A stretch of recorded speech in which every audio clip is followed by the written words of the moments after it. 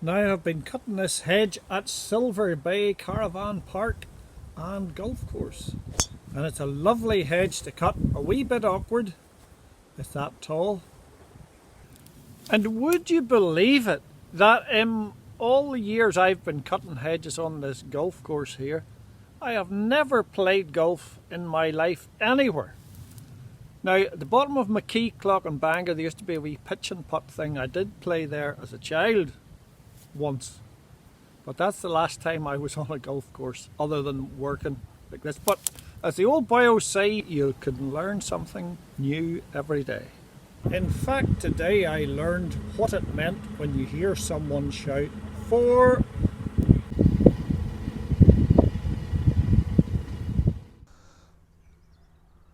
Morning! It's an absolutely brilliant morning in the autumn. The fog was down earlier there. I was looking out of the top story of the house and there's just a blanket of fog over the fields. The moon's up over the trees over here behind me, in the sky, white and bright like a ball. Beautiful morning altogether. The little birds are all singing in the trees, and this old set of pillars behind me.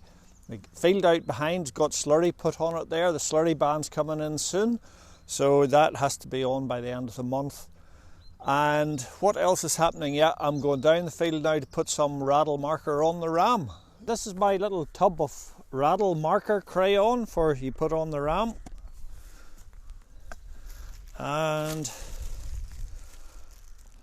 this is my glove for calving a cow or for lambing a sheep.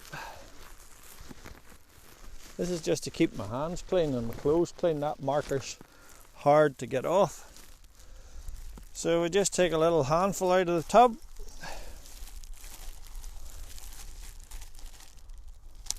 And that goes on his brisket in between his front legs.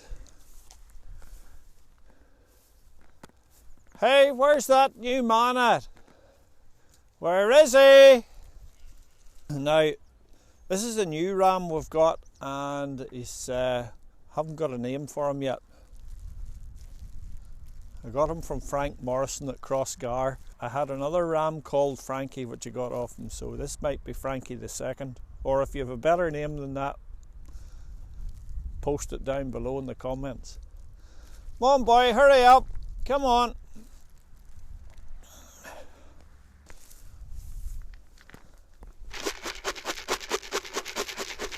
Hurry up man, come on. He must be working this morning, for he's not. He usually comes running across to the gateway here. Hurry up boy, come on.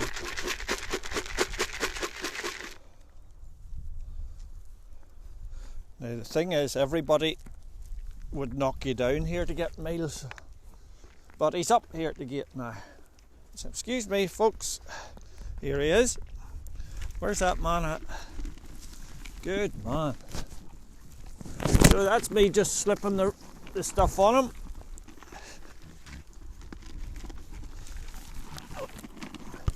Now you can put a harness on the ram with a chalk crayon or a crayon in it, but I don't like using the harness because it can tighten up on them and hurt them as well. So that's us done. I'm just letting them have a little nibble of meal here.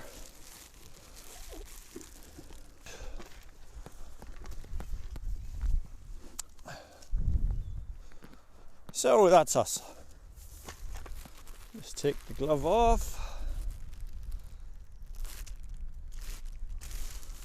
And that'll do for tomorrow again.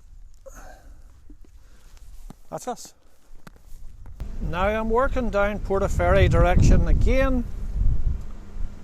I was right down at the bar mouth there where the tide comes in at Port Kelly. Now I'm up at what they call Tara Hill.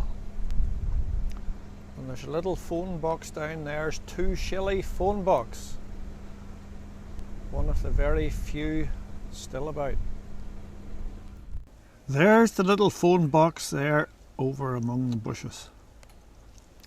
And there's a little bit of a dispute on, I think BT wants rid of it and the locals want it kept. Now I'm sure it's about 35 years ago I was cutting down here, and Anyway, I had got up very early in the morning, about 4:30, and I had said to my young brother the night before, run me down because I want to bring the tractor home. So that was okay. So we were down here. My young brother says to me, he says, is that oil phone box working? I says, yeah. I says, it was the last time I was in it anyway. So anyway, we got into the phone box and we lifted the receiver and dialed 38555, which was her home number at that time. And we got her mother out of bed at that time in the morning. And did you know our old house? She had to come downstairs to answer the phone.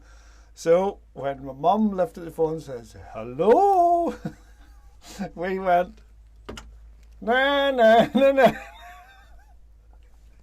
I got my mother out of bed, the rascals that we were, and we did some tee-hee and that, but we always kept our parents going like that, doing things on them. So that's the little phone box at 2 shilling.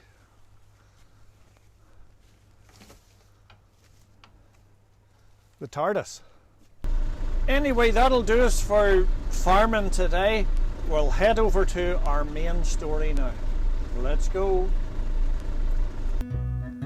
It's dosing and dagging, clipping and tagging, rattling, teasing, topping, flushing and sponging, scanning and lambing, shedding, bedding, redding, spot inspections, cross infections, fly strike, ticks and bots, vets bills, feed bills, fertilizer and seed bills, steeples, sheep wire and posts.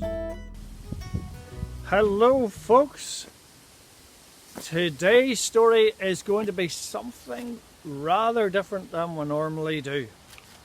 Now, the man that this featured in this story, I've known him for years. He's worked round the farms and things as well.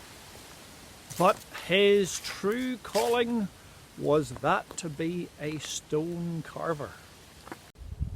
Now this man does all kinds of work on churches, chapels, historic buildings, you name it.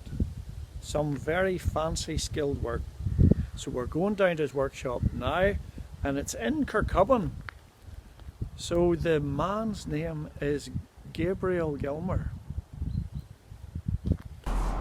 Right, today I'm in the workshop of Gabriel Gilmore, this man here from Kirkcubbin. And Gabriel is a stonemason, and he has also wrecked many a silage trail around the countryside as well. So there's a wee bit of a farming link there, although this hasn't anything to do with it, but it's a lovely piece of work. And Gabriel's going to tell us what he's doing here and show us actually in action. I am Gabriel Gilmore, stone carver from Kirkcubbin. I studied art at Belfast College Art and Design 1978 to 82.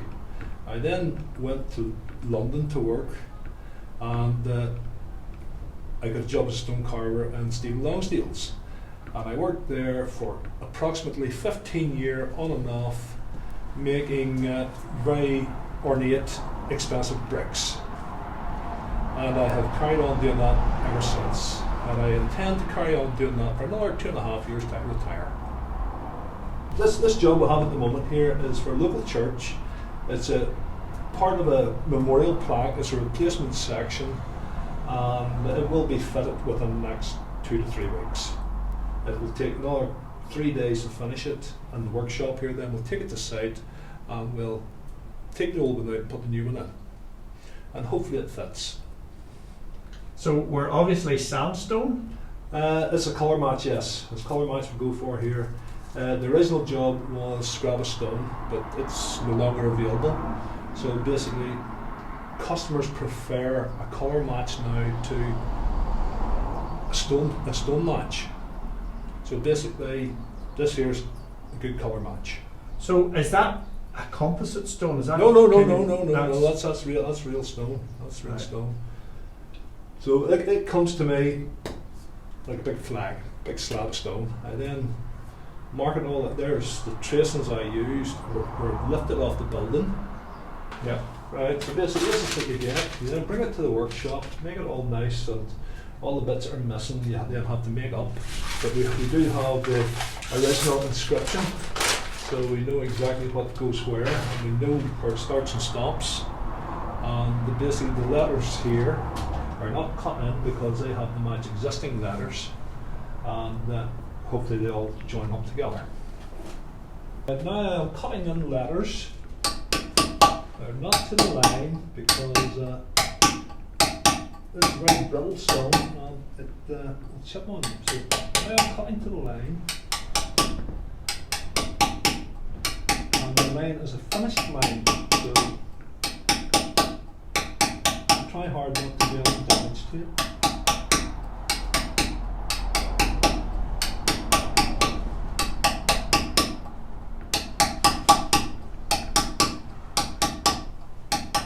How long would it take you doing a letter there, one letter, to finished state? Oh, 2 hours.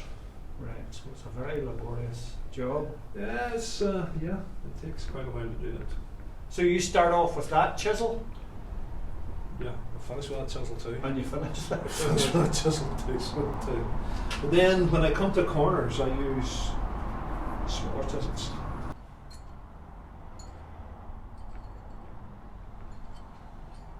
This one here I would call this a stabber, because you basically go round like that there, take the lumps off, so when you start cutting you're not knocking bits off. Just go round like that there, and then we will cut to the line again. There, we're good to go now.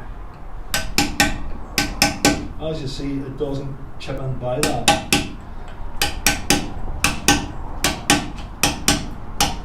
Yeah, that keeps it from breaking away on you then. Yes. It's a whole new world of work from farming. Well, I put farming down as therapy, so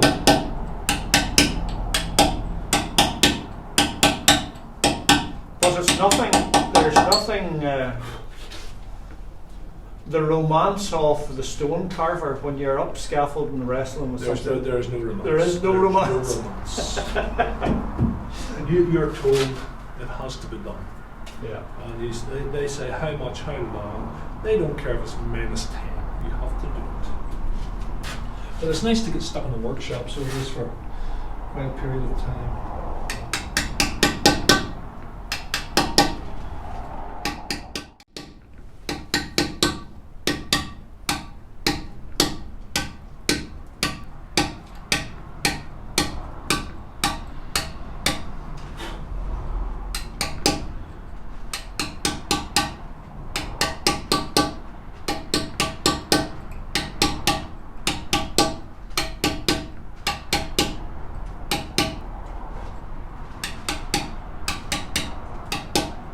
This is all totally finished before it was into the wall. Yes, that's focus for the wall.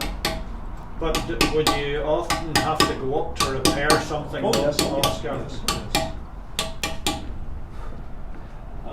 The irony of it is, you're so high up, nobody's ever going to see what you do.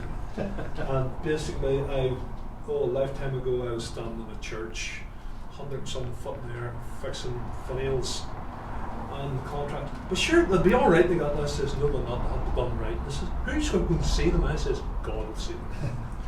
And he just turned and walked away from it. This is get it done. So no, it's nice. It's nice to do a job right when it's absolutely gorgeous.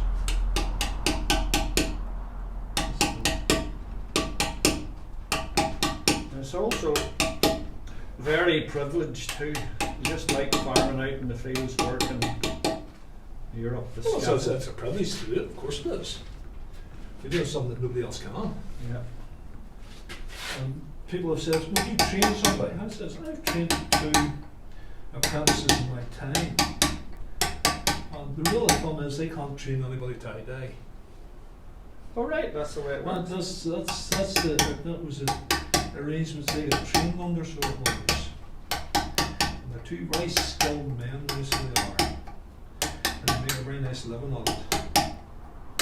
So you have to keep looking over your shoulder for a hitman then. I know where they are all at.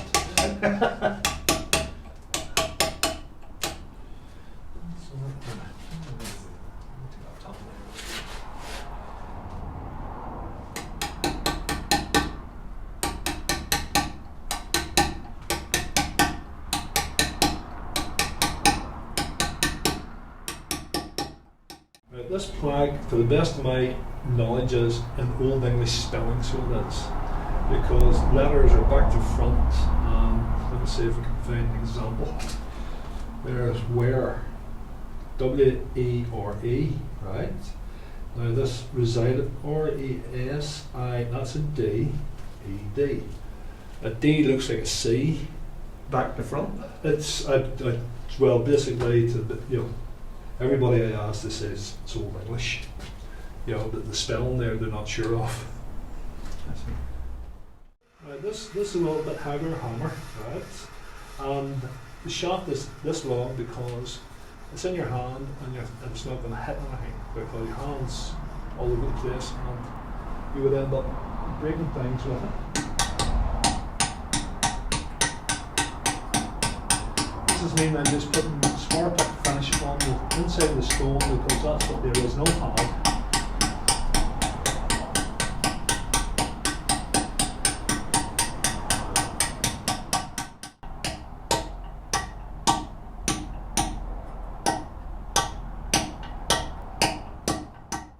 There's approximately 100 hours of work involved in making this stone. There would be a day involved in taking the rubbing of the original and translating it onto plastic. And then you have to transfer that into the stone again.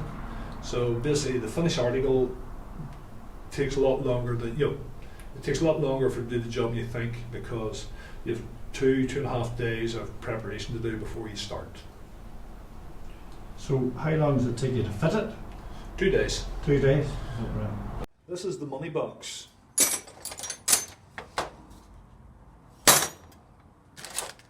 That's where all the good stuff stays.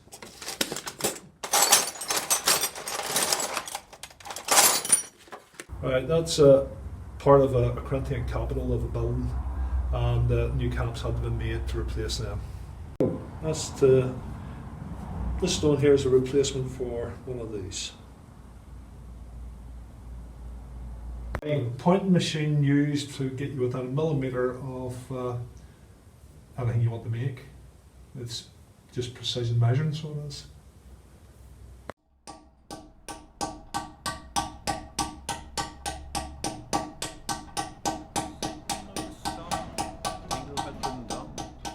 She had bought those sheep. Was this the end? No, my friend, that was just the start. It's dosing and dagging, clipping and a tagging, rattling, teasing, topping, flushing and sponging, scanning and lambing, shedding, bedding, redding, spot inspections, cross infections, fly strike, ticks and bots, vets bills, feed bills, fertilizer and seed bills, steeples, sheep wire and posts.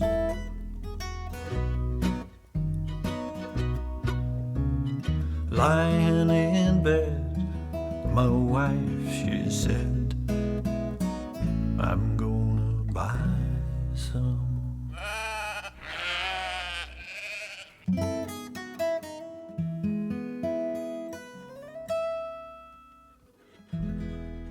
Sheep?